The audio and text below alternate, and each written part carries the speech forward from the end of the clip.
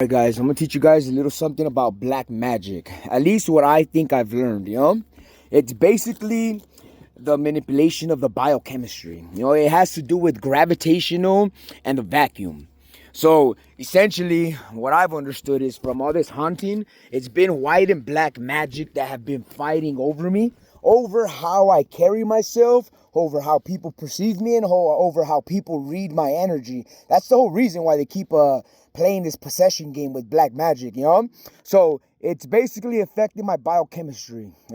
So initially, if sickness is in the world, it's because people have put this spiritual aspect on the side, ignored it, and essentially it has to do with your biochemistry. I mean, right now we are understanding that in this world, all the chemical warfare that's carrying on is carrying on through addiction in food, in drugs, in all kinds of different variances that have been like not only brought down to the very essential, where like a 6-year-old kid could all of a sudden start falling in love with Coca-Cola, and for the next 5-10 years, basically show himself and prove to himself the poison that is in the Coca-Cola. That's no questions asked. So basically the black magic aspect is it's a numbness, it's a blindness, because it's affecting my biochemistry. So what is it really doing to my body other than blinding me or causing gravitational aspects to pull me or push me, in thought and chemistry,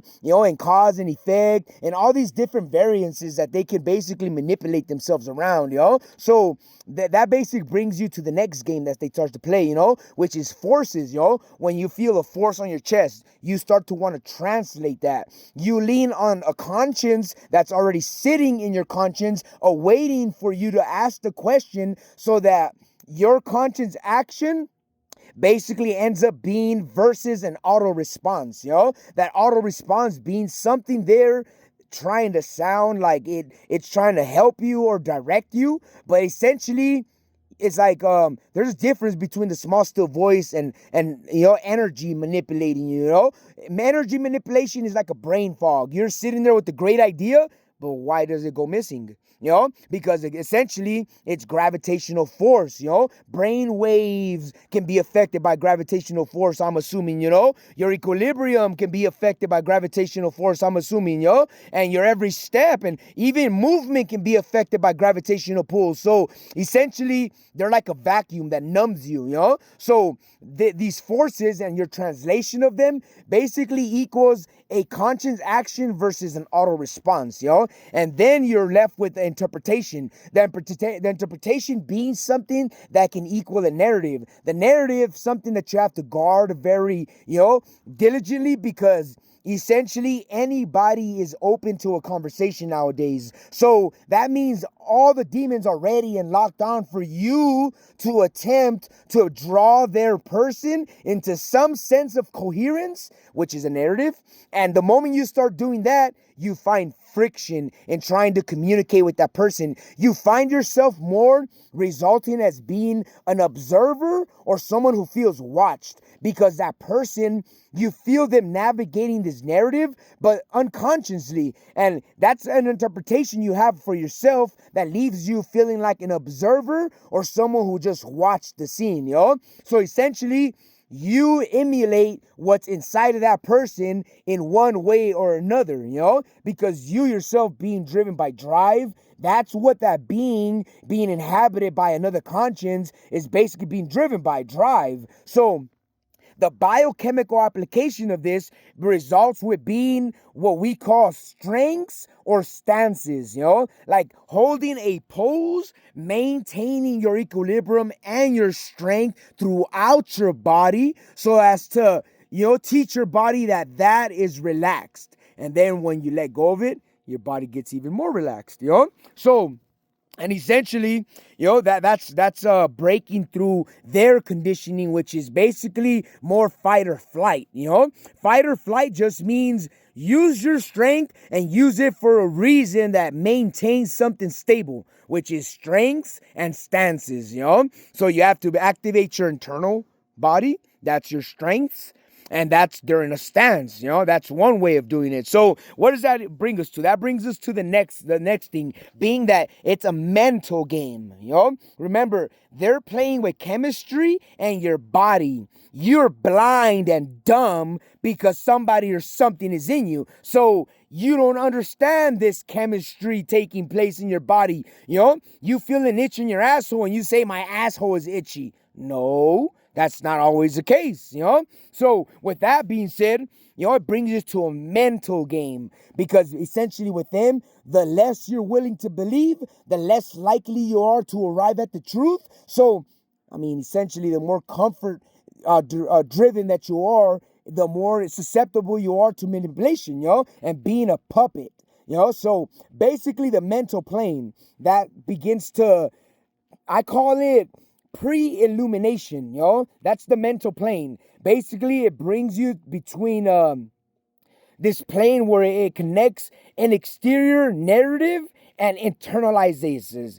So the mental exterior narrative internalizations, basically it's how the circle, the loop that they keep you in. It's a mental game, pre-illumination, because they have preset every idea. It's exterior because they have you possessed and blind to your body, so you're focused only on what you see. And the narrative being that it's essentially a war where you are the puppet. If you can't accept that and don't accept it, then essentially you choose to be blind. So that internalization of that becomes, what drives power and people to believe in this system of power, because essentially if somebody's going to put on a mask, if somebody's going to be a persona, if essentially somebody's going to change their personality, if essentially somebody is weaponizing behaviors all to aim at excellence, So with this, it becomes more of a person's not concerned with what we think or how we feel, nor about what narratives we're carrying, believing, fighting for. They basically care about how coherent you are mentally, how coherent you are in your heart, and how good you are at bridging these two distances and this space that is already inside of you. So basically what they take you to is the conscience rhythm blinding, equaling feeling like someone else.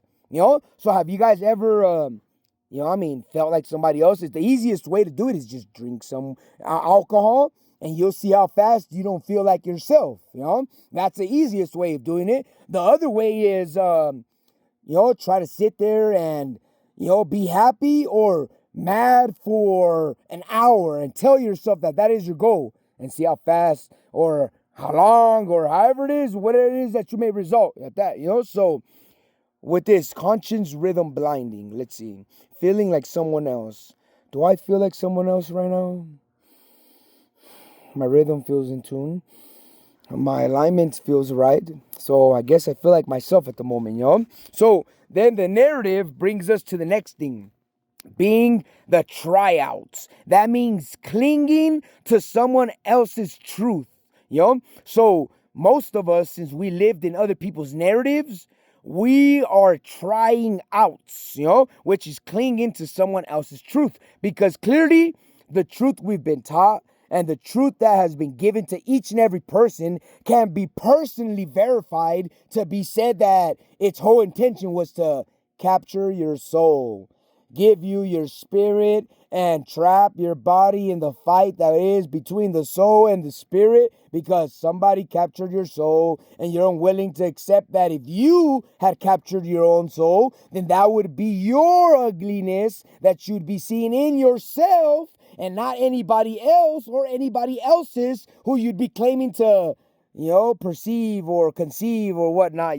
So with that, it brings us to, so the narrative tryouts and clinging to someone else's truth, or avoiding others' narratives. That's forced to think others' narratives, That's going around a person who does small talk, who, while you're here thinking of a macro picture, thinking grand ideas, they're talking to you about a micro narrative that just coincidentally happens to clash with your macro narrative, because a person wants to be down to earth, and essentially the possessed, created coherence of heart and mind, and the performance of. So that brings us as a macro thinker, how do possessing entities challenge us? We're walking around thinking big, huge narratives, thinking, I'm here representing every woman and every child and every potential man,